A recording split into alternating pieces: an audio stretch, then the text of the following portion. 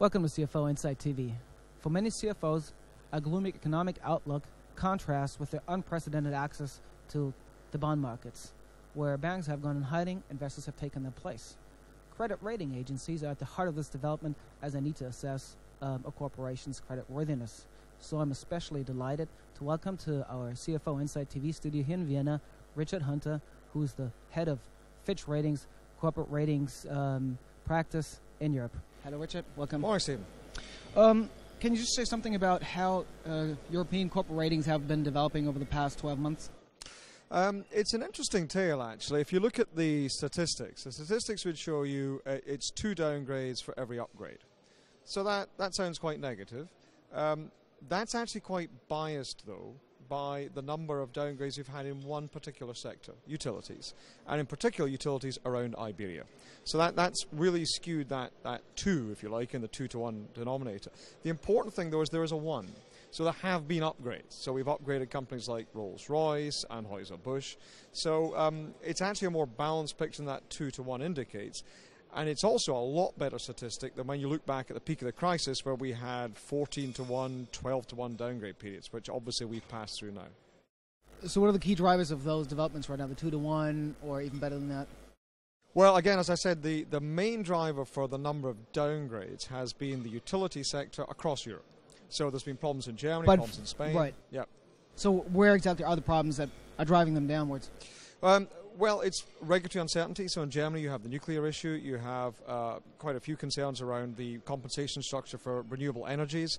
In Spain and in Portugal, you have fairly profound reviews going on of the regulatory receivable structure they have, which is how they make money back if they are unable to charge the end users enough to cover their costs.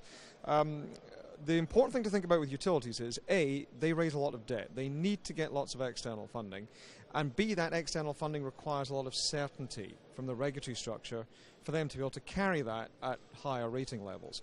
And what we've actually seen in the last year or so is that premium, the extra amount of debt they're able to carry with the certainty that the regulatory structure gives them, that premium gets eroded when the certainty goes away.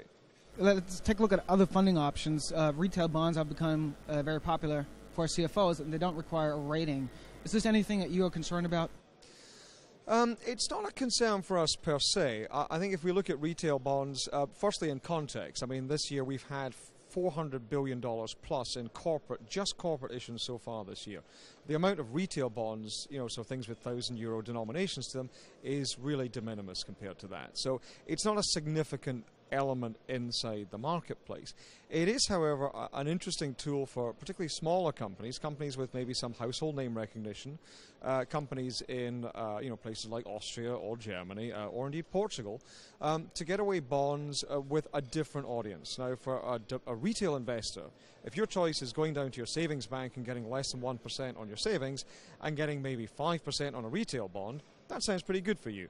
That bond issuer would probably have to pay 7% if they went to the public markets, so obviously there's an upside for the issuer, as long as the retail investors really understand those risks. So that, I think, would be the biggest thing for us, just to make sure. There have been retail markets in the past. Italy was a good example, early 2000s, where investors were maybe not quite as educated or were not expecting exactly the developments they saw in the bond market that actually came to pass. Many companies are awash in cash. They have more cash than they, in typical times would actually need. However, it's a great environment for issuing bonds. From a credit rating perspective, if I'm a CFO of a cash-rich company, does it still make sense for me to keep issuing bonds? Not for the sake of it. There's a number of things you can do. You can do liability management, which is where you raise a bond today to take out a bond in the past.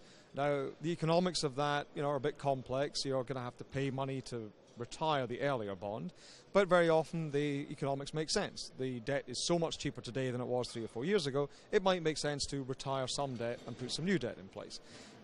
Otherwise, if it's just raising debt, incremental debt, the question is always the same. It's what are you going to do with the money? If the money is going to sit on balance sheet, they're going to have negative carry. So that's not something most CFOs are going to do.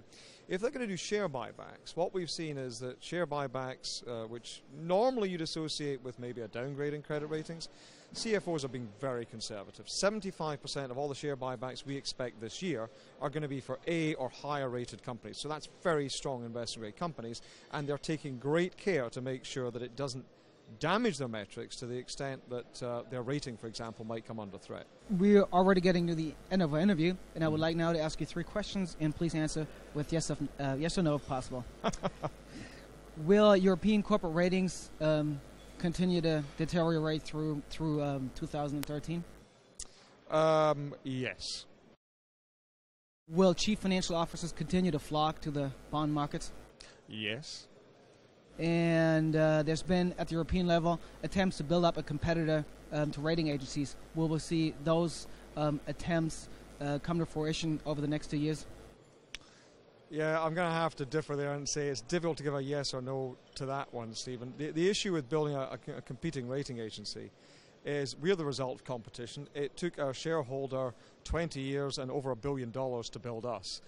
So yes, they may come to fruition. If investors want to support additional opinions, and if the quality of the work they do is as high as that done by existing agencies, it's possible for them to succeed. But it is an expensive and lengthy business to build a rating agency. So your answer is I can't say. Well, yeah, I think it's difficult to predict that it could come to fruition in the next 2 years. Is it likely to fundamentally alter the shape of ratings' role in the capital markets? I'd say that's reasonably unlikely. Thank you very much, Richard. My pleasure. And thank you for watching.